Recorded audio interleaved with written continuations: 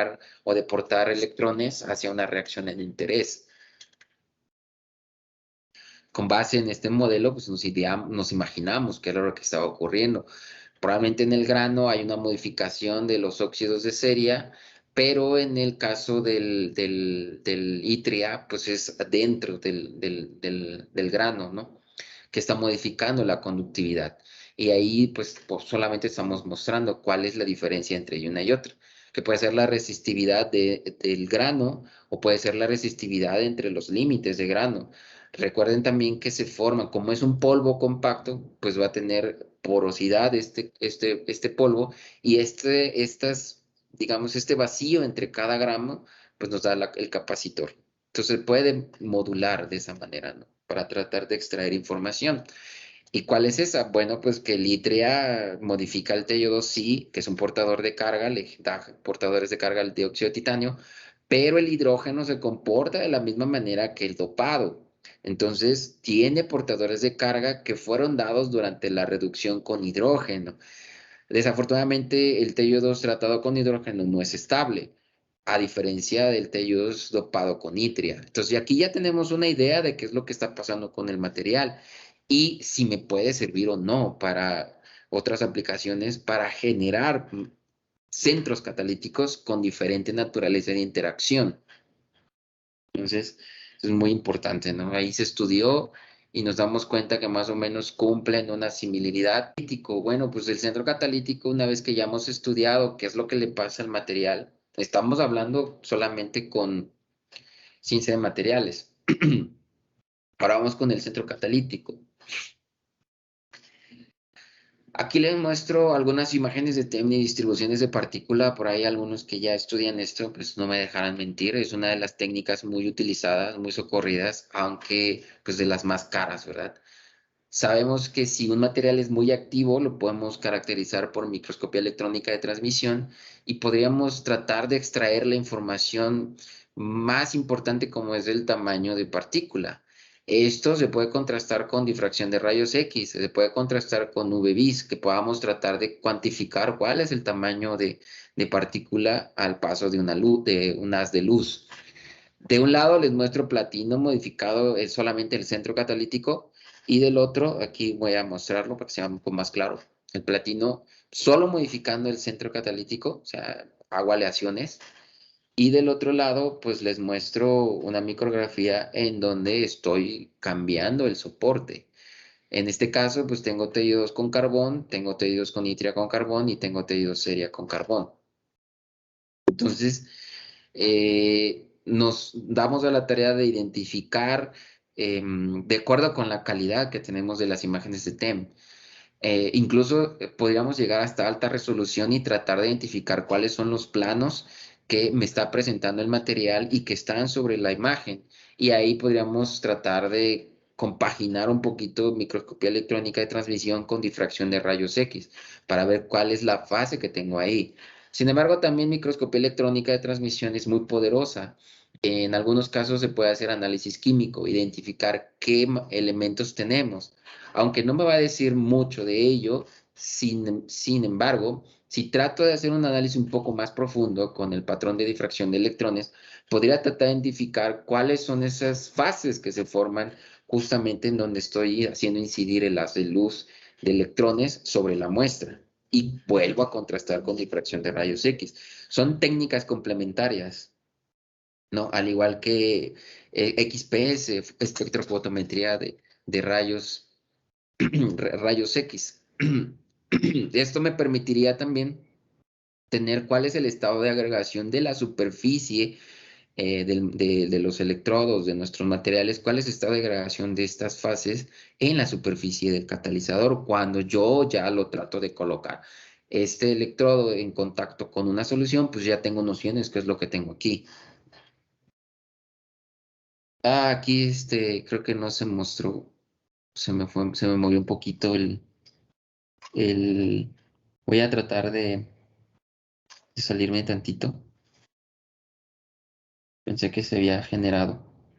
Bien, aquí les muestro la micrografía, las imágenes de TEM con su distribución de partícula.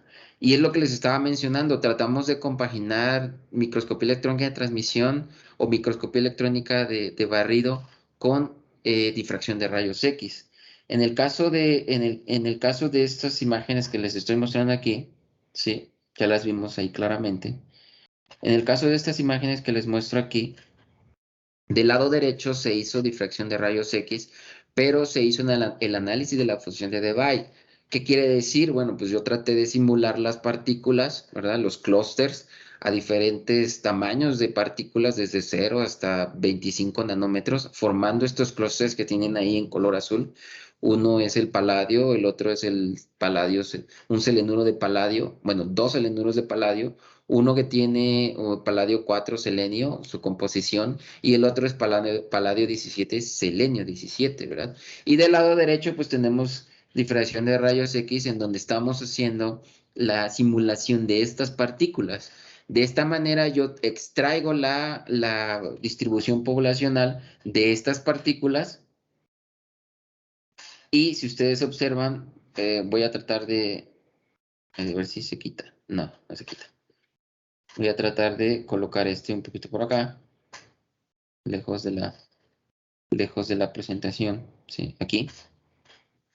Si ustedes se dan cuenta, cuando yo hago la distribución de tamaños de partícula con difracción de rayos X, analizando la fusión de Debye, puedo llegar a una similitud de intervalo de análisis con respecto a microscopía electrónica de transmisión. Entonces ya compaginé que dos técnicas me están dando la misma información, cuál es la distribución poblacional, y de esa manera voy a identificar que las partículas más pequeñas son las más reactivas.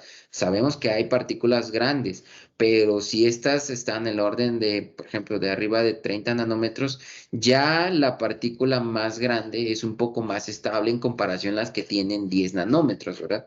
O 5 nanómetros. Y esto va a depender también de la reacción de interés. ¿Por qué les digo esto? Porque en algunos casos nosotros estudiamos reacción de reducción de oxígeno, pues va a depender del tamaño de partícula. ¿Cuál es ese tamaño de partícula que tiene? Y cuál es el límite a la cual puedo llegar con el tamaño de partícula, ¿no? Entonces, de este lado, pues como les he mencionado, el platino pues no es lo, lo, lo, lo, lo abundantemente pues, suficiente para poderlo utilizar dentro de todos los carros que podamos generar para movilidad. Sin embargo, tratamos de utilizar materiales no preciosos. Entre ellos aquí les muestro materiales en donde tienen cobalto, hierro, sobre capas de carbono, ¿no? De grafeno. Entonces, este es un artículo que se publicó en colaboración, me permitieron a mí trabajar, ¿verdad? En colaboración con los chinos y con un doctor de Francia. Ahí está la referencia por si quieren ir un poquito más allá. Vean que hicieron microscopía electrónica de barrido y están tratando de observar cuál es la morfología en general de los clústeres de estas partículas. Muestran ahí el rayos X. Pero cuando nosotros hacemos el análisis de Rydberg, porque es diferente el análisis de Rydberg al análisis de la función de Debye. En la función de Debye yo puedo jugar con la morfología de las partículas. Sin embargo, aquí en Rydberg, pues solamente a menos de que juegue con modificar las ecuaciones dentro del tamaño de partícula, puedo tratar de estudiar de placas o barras. Pero si no lo hago así, pues estoy estudiando solamente la ecuación de Debye-Scherrer que Debye, pues véanlo de esta forma, Debye también trabajó en electroquímica con la ecuación de Debye-Huckel, ¿verdad? Entonces Debye propuso su ecuación junto con Scherrer y llegaron a poder determinar el tamaño de partícula, pero estas partículas en general son esféricas y va a depender de la constante, por ahí de la ecuación de Debye-Scherrer, la cual me permite saber si es cúbico o si es esférico o no, va a depender de esa constante. Sin embargo, cuando nosotros utilizamos Rydberg, la mayoría de las veces, pues tomamos esa constante como 1 y eso me permite imaginar que la morfología es esférica. En este caso, pues identificamos por ahí las diferentes fases que se pueden formar, como es óxido de un cobalto de hierro cobalto, una aleación de hierro cobalto, un óxido de hierro cobalto, por ahí otra fase de hierro 0.28, cobalto 0.72 y puedes utilizar carbono, ¿verdad? Porque no lo podemos eliminar, que proviene del soporte. Entonces, Al analizar los parámetros estructurales de estos materiales, perdón, en función de la fracción de masa nominal de hierro, podemos identificar cuáles son las diferentes fases que se pueden formar variando el parámetro reticular. Por ahí podemos observar que el cobalto puro pues es una estructura FCC. Por ahí tenemos el espacio, el grupo espacial FM-3M. De ahí cambia a cobalto de cobalto hierro, que pues un grupo espacial F a un grupo espacial P, pues hay una diferencia.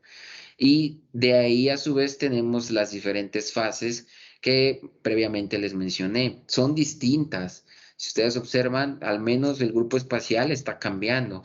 Y ahí las imágenes que les estoy mostrando de la red cristalina muestra esa diferencia, al menos estructural. Y esto ya me permite identificar qué es lo que va a ocurrir cuando haga el análisis electroquímico. Y ahí es donde viene el análisis electroquímico y principalmente el análisis superficial electroquímico.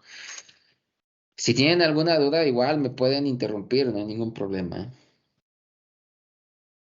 Como lo mencionaba, pues al principio empezamos con el soporte. Entonces, como buen electroquímico, pues tengo que analizar el soporte por separado y tengo que analizar posteriormente el centro catalítico con el soporte, porque si no, no voy a poder identificar qué pico pertenece al soporte y qué pico pertenece al centro catalítico, ¿verdad? En este caso, pues se estudió nuevamente el tello 2 a diferentes cargas de masa del tello 2 y vamos observando que cada vez se va volviendo más pequeña la porción capacitiva si nos centramos en punto 6. Esa porción capacitiva, cuando solamente tengo carbón, pues está relacionada con la oxidación del carbón que forma la reacción quinona-hidroquinona. Y esto, pues este pico, si ustedes observan, va disminuyendo, ¿no? En el intervalo de concentraciones. Vean cómo no nada más disminuye este pico, sino que también va disminuyendo la parte capacitiva del proceso y esto está relacionado completamente a pues la cantidad de óxido. Si nosotros tratamos de evaluar cuál es la conductividad o la resistividad de este material, pues por ahí vamos a observar que en función del tamaño, perdón, de la carga de óxido de titanio y su conductividad en el eje de las Y, pues va a ir disminuyendo lentamente hasta que decae hasta el óxido puro. ¿Por qué? Pues porque el óxido puro tiene una alta resistencia y una baja resistividad, una alta resistividad, perdón, que es el inverso, ¿verdad? Alta resistencia, sí, es resistencia igual a 1 sobre la resistividad. Al aumentar la resistencia, pues disminuye la resistividad.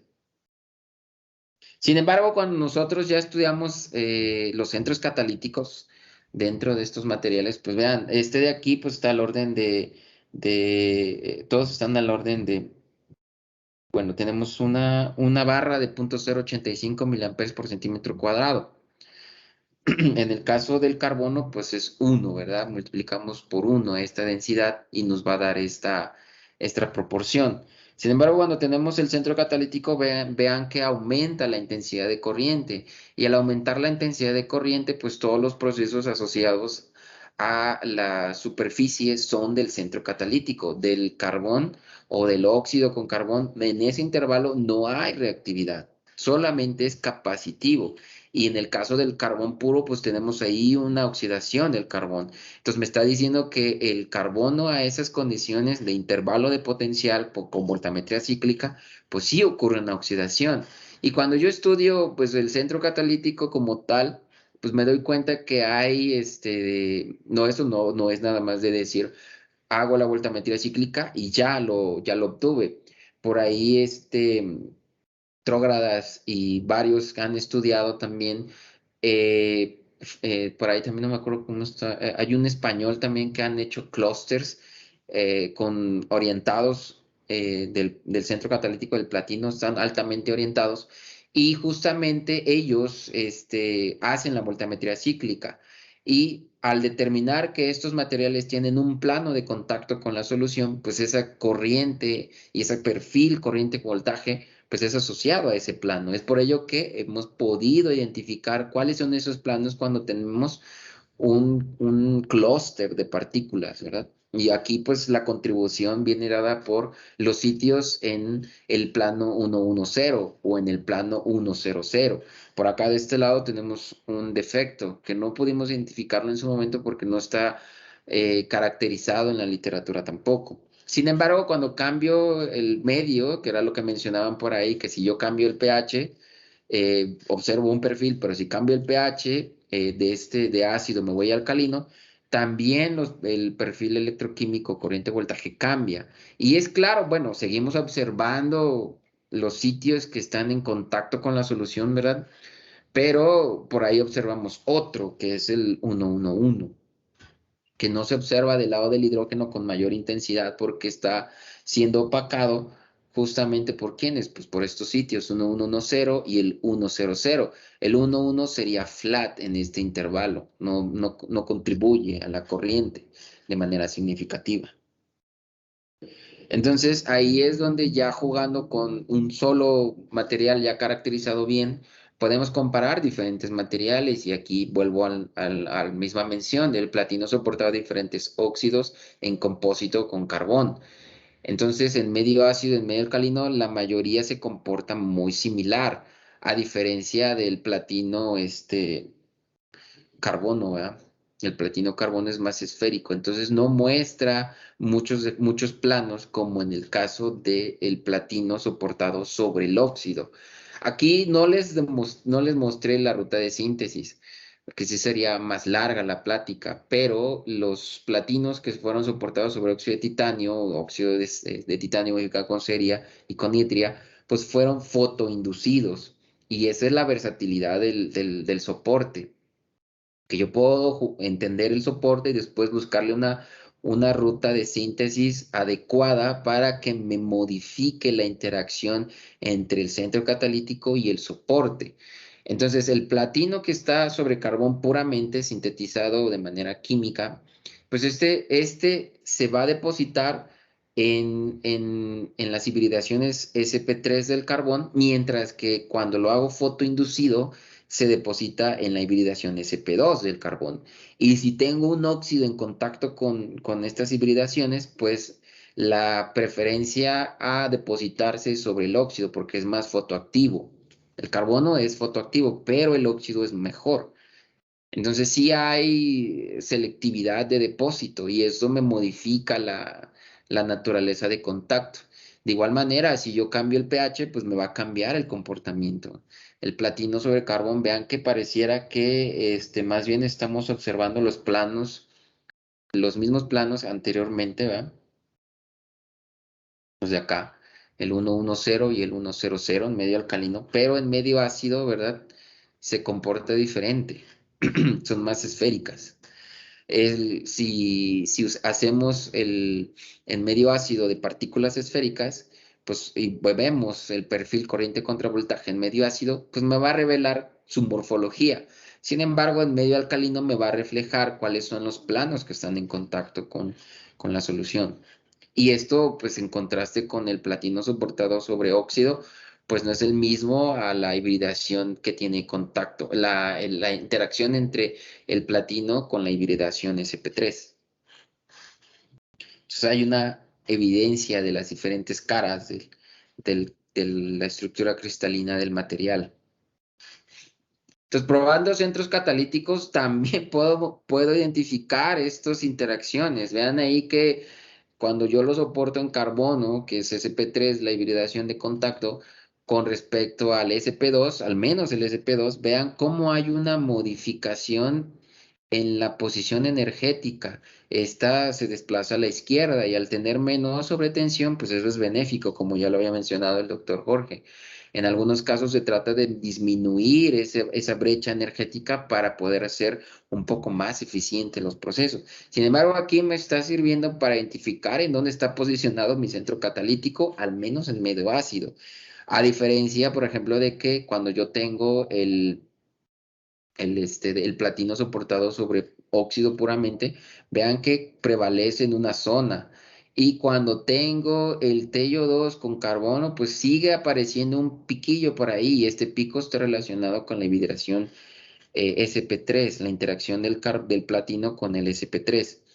Sin embargo, cuando yo ya soporto el óxido modificado, ¿verdad? Con itria, con ceria, hay una prevalencia de depósitos sobre el óxido. ¿Por qué? Porque pues el itrio era mejor que el no dopado, ¿verdad? Entonces ahí están las diferentes interacciones entre el centro catalítico y el soporte. De igual manera, en medio alcalino. En medio alcalino me revela la naturaleza de la cristalinidad del centro catalítico. Entonces, a pesar de que estos materiales fueron soportados en óxido, siguen mostrando como si fueran un material, un platino policristalino en el mismo medio. A diferencia de lo que tendría yo platino soportado sobre carbón con una hibridación sp3. Entonces aquí hay un amplio ancho de pico, el cual me revela diferentes interacciones entre las especies activas en la superficie del material. Sin embargo, cuando yo cambio también la naturaleza del soporte o el óxido del soporte, hay un efecto también de él. Aquí pareciera que, no, que yo tuviera aleaciones de platino estaño, que es el negro comparado con el azul, que solamente tengo platino con tello 2, y que también se ha revelado de que hay interacción con una aleación o una fase intersticial entre platino y titanio. Sin embargo, aquí no es claro. Cuando yo fotodeposito el platino sobre el óxido de titanio, sí es clara esa interacción y por lo tanto observamos este amplio ancho de pico, ¿verdad? Sin embargo, cuando modifico yo el centro catalítico con diferentes precursores, también formo diferentes fases en la interfaz. Entonces, de este lado, pues les estoy mostrando solamente paladio modificado con selenio, pero la modificación proviene ¿de quién? Pues del precursor de selenio. En algunos casos uso óxido de selenio y en otros casos uso selenio puro. Entonces, por ahí si tienen curiosidad, este es un artículo que se publicó con el doctor Alonso. No, no lo puse aquí. Pero más adelante creo por ahí lo tengo. Y bien, continuando con los casos de estudio. Una vez que ya hemos entendido qué es lo que tenemos con respecto al análisis superficial de los electrodos, la ciencia de materiales, que es de microscopías, difracción de rayos X, todas las microscopías que podamos utilizar para entender qué es lo que tiene nuestro material y luego lo contrastamos con las técnicas electroquímicas, podemos tener un panorama cuando ya lo utilizamos en una reacción de interés. Claro que las espectroscopías no comparten la misma naturaleza experimental, por eso es que muchas veces no se pueden utilizar tan a la cual de decir, esto es aquí y este fenómeno me da acá, pues se confirma. No, en algunos casos hay que pensarle un poquito más porque la forma de hacer un experimento con respecto a otro, pues es diferente. Sin embargo, puede existir la naturaleza de la superficie intacta. Entonces, en algunos casos lo que se trata de hacer es antes y después, ¿sí? Antes y después de hacer la electroquímica, utilizamos las mismas técnicas para volver a caracterizar el material y que nos dé ahora sí el panorama completo. Esa es la ruta. No siempre se puede, ¿verdad? Pero eso sería lo ideal. Ya cuando identificamos qué material es muy bueno para una aplicación, pues lo que podemos hacer es tratar de monitorearlo. Que pueda hacerlo, pues aquellas técnicas que tengamos a la mano. En algunos casos se estudió, por ejemplo, el antes y después de la fotocatálisis en un colorante. Se buscó qué cambiaba en la conductividad de este material con impedancia y se demostró con eso de que efectivamente el óxido, el tello 2 pues regeneraba esas vacancias de oxígeno por la oxidación de su superficie al momento en que la otra especie se reduce. Recuerda que siempre vienen en pares. Si una especie se reduce, la otra se tiene que oxidar y en este caso era la superficie. Entonces, dentro de los casos de estudios, sabemos que para la reacción de evolución de oxígeno o reacción de reducción de oxígeno, pues tenemos en principio la reacción de oxidación de hidrógeno y la reacción de evolución de hidrógeno en una pila de combustible.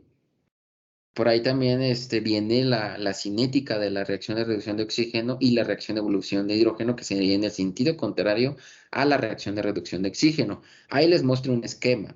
Sin embargo, el diagrama de Frost, como lo habíamos platicado anteriormente, me permite identificar si va a ser en un paso o en dos pasos. Y el diagrama de Frost al menos me dice que no es lineal desde el oxígeno hasta la formación de agua. Siempre voy a tener este paso intermedio. Y en el caso del medio ácido, pues es el peróxido, ¿no?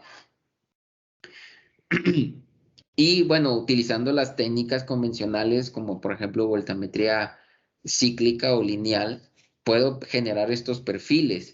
Y al momento de rotar el electrodo de disco, en este caso el electrodo de trabajo, voy a poder evaluar a diferentes velocidades este efecto de transferencia de masa, como lo había mencionado el doctor en la parte de cinética, ¿no? Puedo yo evaluarlo. En la mayoría de los casos lo que se hace es hago girar el electrodo, genero diferentes perfiles en función de la velocidad de rotación del electrodo y corrijo por fenómenos difusionales, corrijo esta corriente. Y al corregir esta corriente, estoy extrayendo la corriente cinética. Y de esa manera puedo evaluar la pendiente de Tafel, puedo evaluar la corriente de intercambio para esta reacción de interés y así poder compararlo con diferentes metales.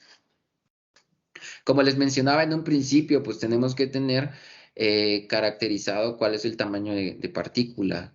Y aquí en el caso de la reacción de oxígeno, vean que una publicación de 1986 demostró que en función del tamaño de partícula voy a obtener un máximo en donde ese máximo justamente pues está relacionado con una actividad másica. Y aquí pues es alrededor de 4, ¿no? Entonces por acá tenemos el máximo que voy a alcanzar y si sigo aumentando el tamaño de partícula, pues va a decaer la actividad másica, ¿no? Ya no es factible de poderlo llevar a cabo. Entonces hay un óptimo, no siempre es igual. Y el turnover frequency, como algunos químicos lo podrán explicar, es la eficiencia que tiene también la reacción hacia un material en particular. Entonces, entre más bajo es el turnover frequency, es mejor. Entonces, para calcularlo en electroquímica, pues nosotros nos hacemos, echamos mano de algunas transformaciones, como en el caso de la superficie activa, la masa activa, y para calcular el turnover frequency, pues me hecho mano de la actividad másica. Entonces, por ahí multiplico con respecto al peso molecular de quién, pues en este caso del platino o del oxígeno, si es el que quiero estudiar dividida entre la constante de Faraday. Eso ya me da el turnover frequency. Y en el caso de los materiales, bueno, aquí explico algunas de las variables también que se utilizaron, la rugosidad, la densidad de corriente cinética y la cantidad de masa de platino depositada en el electrodo. Bien, en el caso de estos materiales, pues ustedes se dan cuenta, los que modificamos con Tello 2, si hay una mejora en medio, perdón, en medio de ácido comparado con medio alcalino. En medio ácido es bien sabido que si yo estreso más la red del platino, pues va a haber una mejora. En medio alcalino no es así. ¿Por qué? Pues porque depende de la hidrofilicidad que tiene el material en contacto con los OHs, ¿no? Entonces aquí lo que observamos es que no depende la superficie activa con respecto al microesfuerzo en medio alcalino, pero con respecto a medio ácido sí. Del lado contrario, el turnover frequency, pues sí me dice que es constante, incluso en función del tamaño de partícula. Entonces, estos materiales se ven influenciados por la interacción o la naturaleza de interacción entre el centro catalítico y el óxido. Entonces, una vez entendiendo esto, podemos generar modelos y estos modelos me permiten poder más adelante identificar si es una interacción fuerte que tiene el centro catalítico con el soporte o es una interacción débil, ¿no? Entonces, ¿esto qué me permite? Bueno, pues en algunos casos poder modelar con teóricos de física, química cuántica para observar las propiedades optoelectrónicas de un clúster. Recuerden que aquí vamos a estar limitados porque a nivel micro o nano, pues este número de partículas incrementa exponencialmente. Y pues ahí nuestras computadoras pues a veces pues se quedan un poco cortas cuando intentamos simular clústeres alrededor de 60 nanómetros, ¿no? Por eso tratan siempre de irse un poquito más abajo, 3, 4 nanómetros. Y bueno, una vez que ya entendimos la naturaleza de estos materiales y la interacción, podemos jugar con su estabilidad. Y aquí pues les muestro que al menos A y B presentan interacciones fuertes. ¿Cuáles son esas interacciones fuertes? Bueno, pues un nanotubo de carbono, pues no, la mayoría de las veces no tiene, si es exfoliado o no, no tiene carbono amorfo, que eso sería la naturaleza de la interacción sp3. Sin embargo, tiene más sp2. Si exfoliamos estos nanotubos de carbono, me permiten tantito. Ok.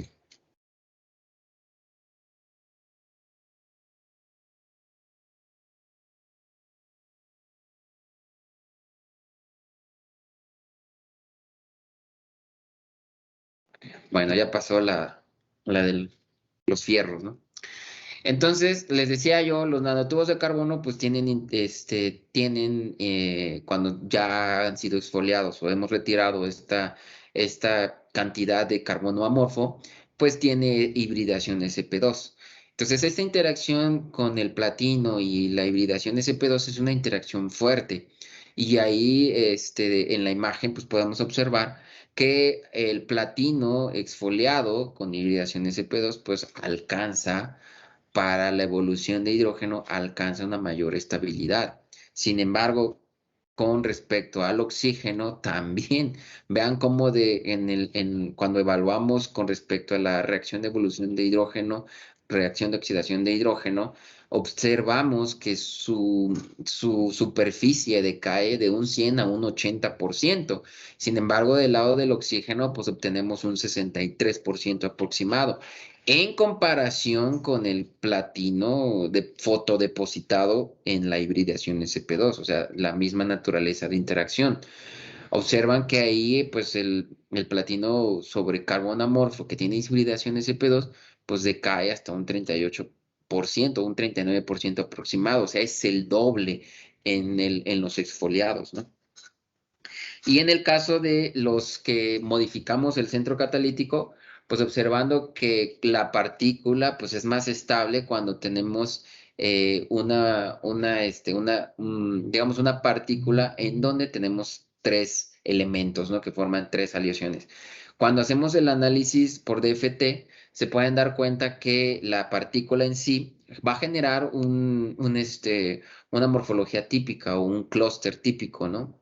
O como lo conocemos hace no mucho, como cuasicristales. Entonces, estos cuasicristales tienen diferente morfología y entonces el molybdenum puede modificar la estructura electrónica del material, pero puede estar posicionado de manera precisa en algún lugar que modifique esto, ¿no? Entonces, por eso al modificar esta propiedad optoelectrónica del material, estabiliza el clúster y por lo tanto tiene mejor performance con respecto a la reacción de evolución. Por ejemplo, evaluar el área superficial en la región del hidrógeno o evaluarlo con respecto a la reacción de reducción de oxígeno. Entonces, estos materiales, pues sí, ya generan una mejor, un mejor performance, porque lo que se utiliza más bien es la estabilidad. Yo puedo decir, sí, es eficiente, el material es eficiente, pero pues después de 1000 ciclos de haberlo utilizado, pues ya decayó hasta un 38, 39% su estabilidad y pues hay que cambiar nuevamente el catalizador. Entonces, ¿es importante la interacción entre el centro catalítico y el soporte? Sí, porque la interacción entre el centro catalítico y el soporte me da esa estabilidad también. Si solamente tengo fuerzas de Van der Waals que gobiernan esta interacción, pues la eficiencia o más bien la estabilidad será muy pobre. Pero si no tengo estas interacciones de Van der Waals y formo aleaciones o formo enlaces covalentes entre el soporte y el centro catalítico, pues va a mejorar esa estabilidad, ¿no? Y esto, bueno, no solamente en electroquímica lo podemos estudiar, lo podemos extrapolar incluso a cuestiones catalíticas, ¿no? Acá nuevamente comparo un efecto débil con un efecto fuerte en dos intervalos diferentes de potencial, en donde si me paro hasta 1 volts, pues solamente estoy analizando el centro catalítico, porque a partir de 1 en adelante, el centro catalítico también se puede oxidar, pero el soporte también.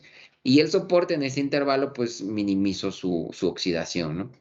Entonces, al analizarlo, observamos que el que tiene mejor comportamiento, pues es el que está depositado sobre el óxido.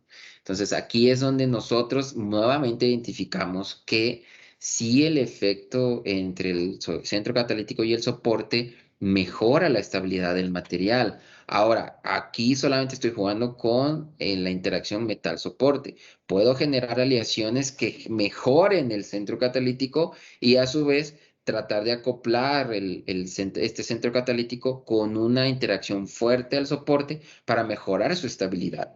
Y entonces esto ya me genera un mejor material. Pero si se dan cuenta, todo esto viene atrás de todo el análisis de superficie electroquímica, el análisis de la superficie electroquímica de los materiales y a su vez de la ciencia de materiales, estos mismos materiales.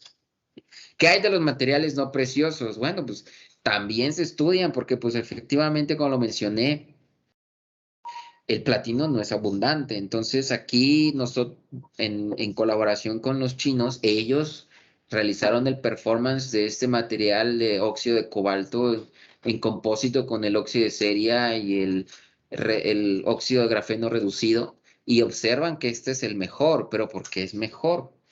Porque tiene mayor tamaño de cristal y este mayor tamaño de cristal se transforma en mayores defectos intersticiales. Entonces, es probable que el óxido de cobalto esté dentro de la red del óxido de ceria, perdón, del óxido de ceria, al revés, y cierta cantidad de este óxido de cobalto se haya formado por la reducción de oxidación, perdón, del óxido de cobalto puro, ¿no? Este óxido de cobalto, cobalto 3, oxígeno 4, puede provenir de la oxidación del óxido de cobalto. Entonces, al interpretar qué es lo que tenemos en el material, podemos darle una explicación por qué es mejor en en el performance electroquímico. Y bueno, ¿cuáles son las conclusiones? Pues las conclusiones a las cuales podemos llegar es que pues la superficie electroquímica me da pistas del comportamiento del material como una huella. Los análisis electroquímicos de superficie también me desarrollan alguna relación con algunos parámetros de los materiales a través de ciencia de materiales, y en este caso, pues las propiedades estructurales, como pueden ser estrés de la red, tamaño de partícula y si hay deformaciones, ¿no? También el turnover frequency, pues muestra un efecto catalítico, ¿no? Menor, mayor, dependiendo de qué es lo que estamos buscando. Los parámetros electroquímicos, como ya lo había mencionado el doctor Jorge, pues confirman qué material es mejor, ¿no? Y el análisis, pues, de esta superficie electroquímica, pues también me da la estabilidad, la selectividad y desarrollar algunos mecanismos de reacción de interés. Claro que aquí nos tenemos que echar mano de todo lo que ya dijo el doctor Jorge con respecto a las técnicas electroquímicas. Y no solamente de las técnicas electroquímicas, sino de técnicas complementarias que me permitan elucidar qué es lo que está pasando en la superficie del electrodo, ¿no? La ciencia de materiales pues me ayuda a diseñar nuevos materiales. Si yo entiendo los parámetros en ciencia de materiales, las propiedades estructurales y tengo nociones de síntesis de materiales, puedo diseñar o tratar de diseñar mejores rutas de síntesis. Y pues ahí tenemos un montón. Tenemos las rutas químicas, tenemos las rutas físicas, de manera general, ¿no?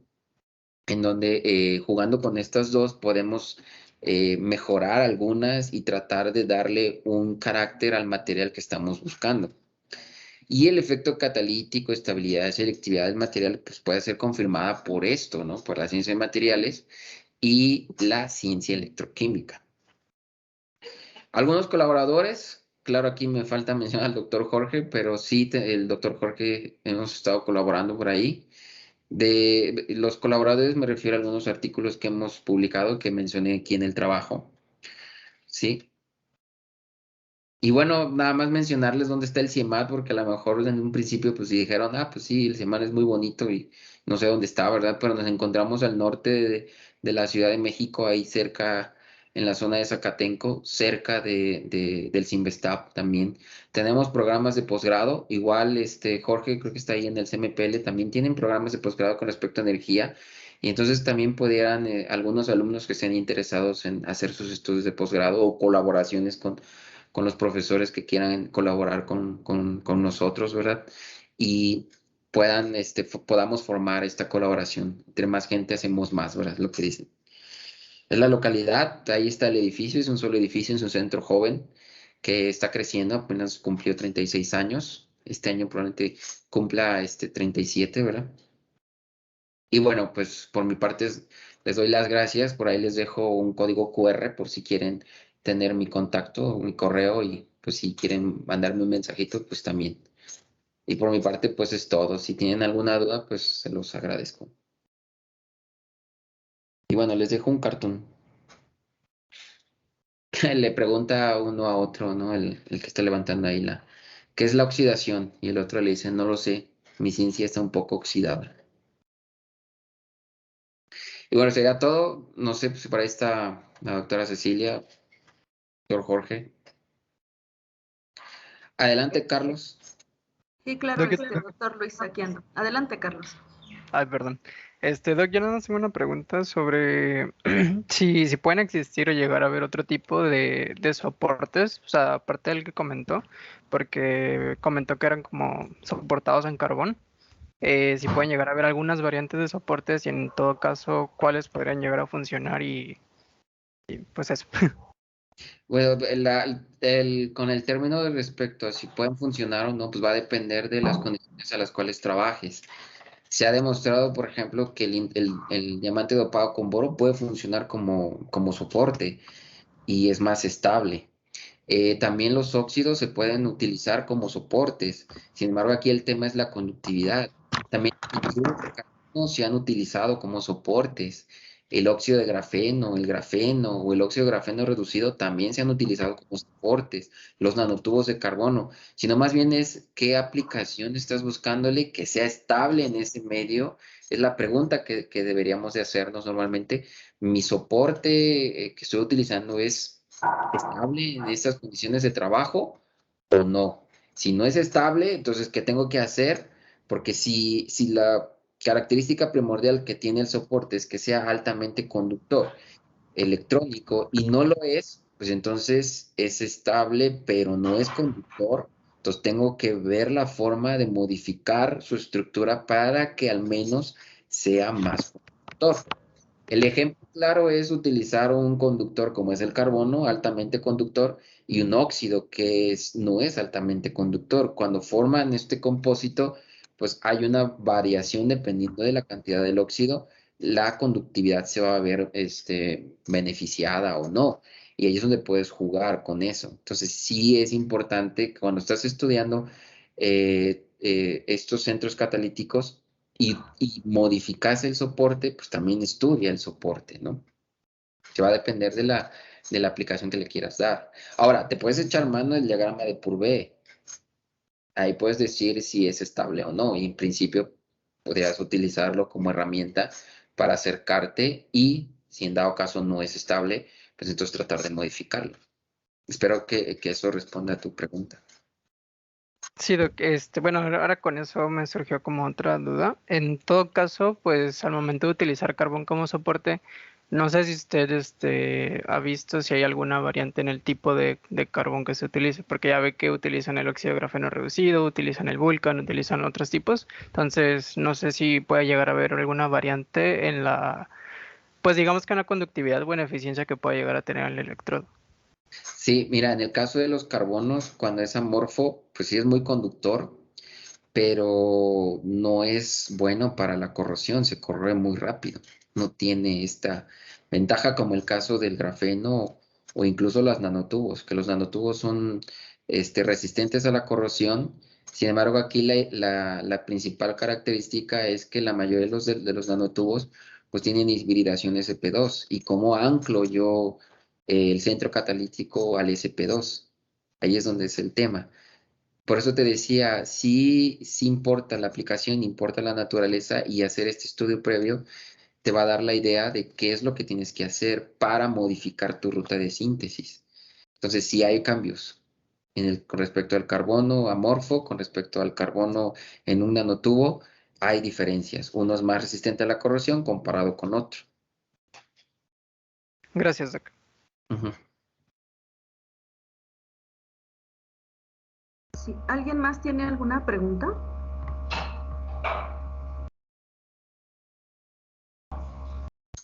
No, de momento yo estoy bien, gracias. No sé si tengo una mano levantada. En relación de doctor Wong, a lo que mencionó sobre la función de Debye, para poder obtener pues, resultados, digamos, que nos ayuden a comprobar o a comparar lo obtenido por las microscopías de transmisión, ¿hay algún parámetro, digamos, específico de experimental en, pues, digamos, la adquisición de los difractogramas que nos permitan o que sean restrictivos para la aplicación de la función de Debye? Bueno, ahí yo me he topado en la siguiente experiencia. Tú puedes utilizar un difractómetro de laboratorio, que es de como lo conocemos convencionalmente, ¿no? O puedes utilizar uno de gabinete, uno chiquito de escritorio, como el caso que ustedes creo que tienen, ¿no? Va a depender más bien de la calidad del equipo, porque si bien es cierto que todas estas técnicas las han utilizado en sincrotrón, ¿verdad? Donde la longitud de onda de rayos X es más puro, estas técnicas aplican muy bien, funcionan muy bien, pero he encontrado algunos casos en los cuales utilizando un laboratorio de rayos X o uno de gabinete, lo podemos llegar a extraer, siempre y cuando tengamos conocimiento de que disminuyendo la velocidad de barrido del haz de luz sobre este material, tengamos esta relación de ruido e intensidad, ¿no? Si el difractograma no tiene buena calidad y hay mucho ruido, a veces es más difícil, incluso aunque tú hagas Rydberg, es mucho más difícil tratar de extraer la información. Entonces sí hay que la recomendación de los que hacen mucho esto es siéntate un ratito en mejorar tu patrón de difracción. Yo sé que a veces no tenemos a la mano un equipo, ¿verdad? Siéntate un ratito en tratar de adquirir tus parámetros adecuados en tu difractómetro para tener un buen perfil experimental. Y ya cuando hayas hecho esto, ahora sí haces el análisis, ya sea de Rydberg o haces el análisis de la función de Debye. Pero sí, dedícale un buen tiempo al experimento, porque si tiene mucho ruido, es muy complicado. En algunos casos, mejor utilizo Rydberg porque considero que son partículas esféricas, y en otros, pues si la calidad del difractograma es bueno, ahí puedo utilizar Debye. Claro. ¿Hay alguna otra pregunta, chicos? ¿Alguna curiosidad acerca del trabajo tan interesante que nos acaba de presentar el doctor Wong?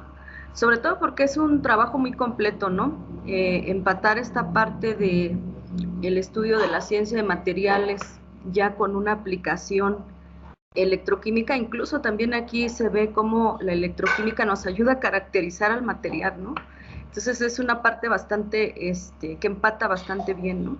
Y que nos da no solamente, pues, el hecho de que es una técnica tan completa que no solamente nos permite evaluar, sino también caracterizar y, pues, finalmente correlacionar con las propiedades que utilizamos de manera, o mejor dicho, que obtenemos de manera convencional con técnicas como difracción de rayos X o como UV, ¿no?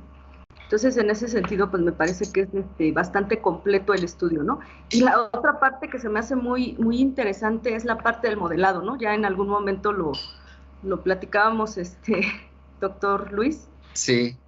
Que precisamente es, pues, una parte que sabemos que en algún momento tenemos que incidir, ¿no?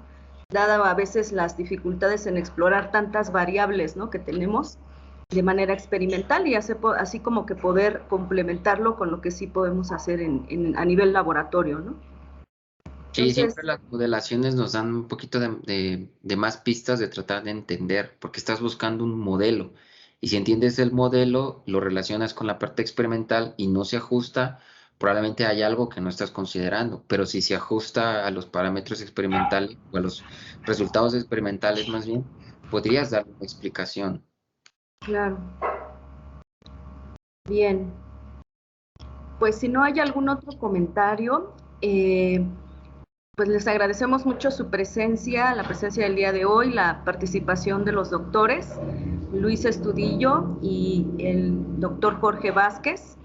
Y pues bueno, ya casi estamos por terminar estas sesiones que espero que les estén siendo de utilidad y que pues sobre todo nos sirven para abrirnos la curiosidad, ¿no? Si en algún momento pues no estamos tan empapados con estas áreas, pues sí es importante que conocer acerca de lo que se está haciendo en cuestiones de electroquímica, pues para ver si en algún momento podemos incidir, ¿no? Y como bien dice el doctor Wong, ¿no? Entre más personas pues nos dediquemos a hacer algo en común, tenemos la posibilidad de colaborar y pues de ir haciendo crecer esto, porque pues evidentemente todos lo tomamos y tenemos diferente perspectiva de las situaciones, ¿no?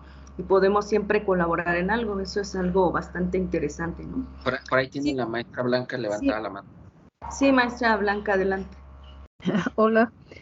Bueno, miren, yo quiero manifestar algo que me parece muy importante y que ha sido una inquietud mía como docente desde hace muchos años en la psique del Politécnico y que he impartido la asignatura, ahora Unidad de Aprendizaje de Electroquímica.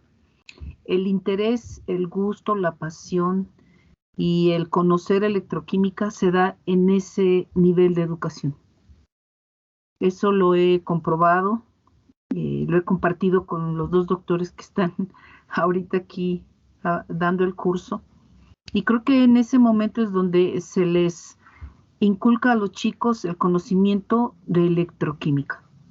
No todas las carreras lo tienen, el enfoque es diferente, pero en el área de ingeniería me parece que, en el caso particular, Ingeniería Química Industrial del Politécnico, en el psique, tiene la materia desde hace muchos años. Sin embargo, la importancia de esto es mostrarles los avances como ustedes ahorita nos dan, que para mí han sido y van a ser de muchísima utilidad, para poder mostrarle a los chicos todo el campo de trabajo y de desarrollo que ellos tengan como ingenieros químicos, ¿sí? Entonces, bueno, esa era una inquietud para decirles que la electroquímica ya llegó el momento en que al menos aquí en México se les respete y se le dé el lugar que merece, como lo tiene en otros lugares. Eso era todo, muchas gracias. Gracias, maestra. Muchas gracias por su comentario, maestra Blanca. Y bueno, pues si no tienen algún otro comentario, pues les agradezco nuevamente su atención del día de hoy. El día de mañana, supongo, por lo que nos dijo, ok, hay otra manita levantada. Adelante. Sí, buenas tardes. Solo quería preguntar que aproximadamente como a qué hora empezarían las exposiciones. Es que me voy a unir un poquito tarde al curso mañana, entonces quería saber. Ok. Sí, doctor Wong, lo que ustedes nos digan, ¿no? No sé cómo está la planeación. Me parece que el doctor Jorge va a presentar todavía algo mañana, ¿no? Sí, creo que era casos de estudio. No sé si tenías algo ahí de contaminación semejante, Jorge. Más bien, yo creo que lo que íbamos o la tónica para presentar esto era de que una vez que, como está dentro de los temas que se van a presentar esto de contaminantes emergentes, sobre todo en la parte de producción de cloro activo, entonces iba más bien dar una retroalimentación y obviamente acompañada de las preguntas que se hagan sobre ese tema. Entonces, como que podemos reforzar un poco la presentación que hagan cada uno de los expositores en cada uno de los temas. Entonces, esa era más bien pues cómo íbamos a hacerle con la tonada de esto de las presentaciones. Está bien. No, pues entonces mañana empezaríamos prácticamente a las 9. ¿no? Si los que le tocó el tema de contaminantes emergentes pueden empezar para que el doctor Jorge les dé la retroalimentación y podamos hacer una buena discusión de este tema que últimamente es controversial y está en boga de la mayoría de los investigadores. Entonces sí podríamos empezar con contaminantes emergentes, ¿no? Que sería el primer tema, me parece, ¿verdad, doctora? Aquí tengo mi listado. Sí, ese sería el primer tema. Lo tomé tal y cual usted lo compartió. Inmediatamente seguiría baterías de ion litio, producción de hidrógeno. Entonces seguiríamos este orden. Quiero pensar. Sí, no hay ningún problema. ¿Serían todas las ponencias por parte de los equipos de corrido, doctor? No sé, Jorge, ¿tú qué consideras si dejamos unos 5 minutos de descanso entre participación o nos vamos todo corrido para Yo creo terminar? que luego, si hay por ahí intereses, nos vamos a llevar incluso un poco más de tiempo. Yo creo que igual lo veríamos dependiendo si realmente nos consumimos entre pues 15 y 20 minutos, ¿no? Ahí depende mucho de las preguntas, ¿no? Que tanto haya de la audiencia como pues, más que nada depende de eso, yo creo. Entonces, a lo mejor dejar unas 2, 3 presentaciones y de ahí tomar un receso. Ajá. Yo creo que depende mucho del tiempo, pero mi experiencia dice que nos vamos a llevar como media hora luego de cada presentación. Entonces, doctora Cecilia, son 6, ¿verdad? Son 6 temas, doctor. Son 6 temas. Entonces los primeros 3 temas y damos un break y Exacto. terminamos con los otros 3 temas, ¿no? ¿No? Sí, está bien, de acuerdo. Sí. Entonces sería tratar de terminar a las 11:30 los que van a presentar los primeros 3 temas y después media hora de descanso y regresamos a las 12 y tratamos de terminar los otros 3 temas. ¿No? Claro. Perfecto. Bien. ¿Alguna otra cuestión? Bueno, pues parece que ya no hay ninguna otra cosa. Pues ahora sí, nos despedimos.